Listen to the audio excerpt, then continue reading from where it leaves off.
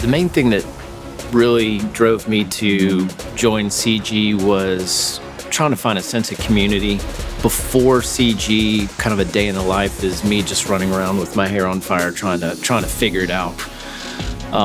We were doing about, I would say, 6 deals a year before we joined CG. I really felt like there was more out there. There was something I was looking for, wasn't sure what I was looking for, ran across a Facebook ad or post from CG. It's a picture actually that I remember. It's a group of people in a circle holding hands praying. Coming from a religious background, we were Christians. I thought that was a very unique thing within real estate, because real estate investors have kind of a sleazy persona, and that's what I wanted to pursue. I didn't want to be the typical investor. I wanted to have integrity, be able to actually help people, and I felt just in that picture alone kind of illustrated to me that it was worth something, looking into this a little more. Just sitting down and simply talking about, hey, how are you measuring things? How are you looking at your marketing? How are you making the right decisions about your marketing? It's those little conversations and that access that I've had to someone like Benmont that's really helped me build a more solidified framework around what we're doing and understanding why we're doing something, right, instead of just doing it. I guess it's kind of cliche, but the one thing Joe and Benmont say is, out of these 2 days or 2.5 days, just take one thing and work on that. That's helped with the CG slab because there is so much good information that it's kind of hard to do it all.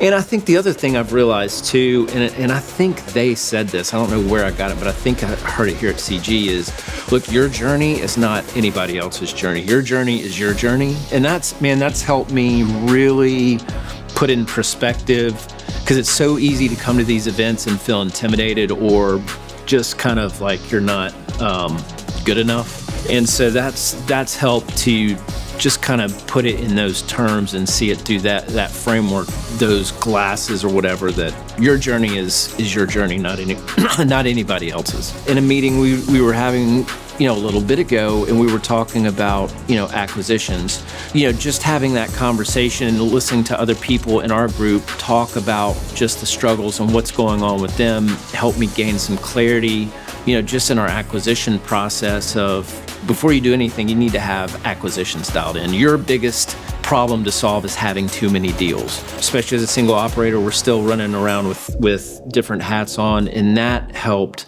really clarify nothing else really matters except for acquisitions at this point.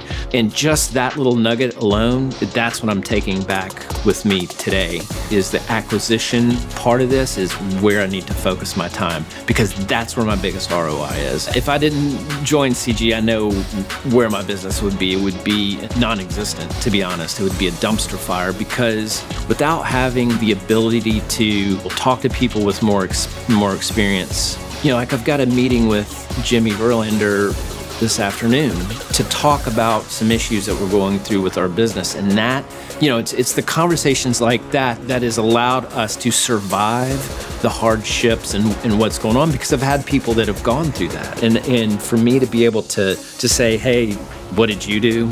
How did you navigate that? It's a big help.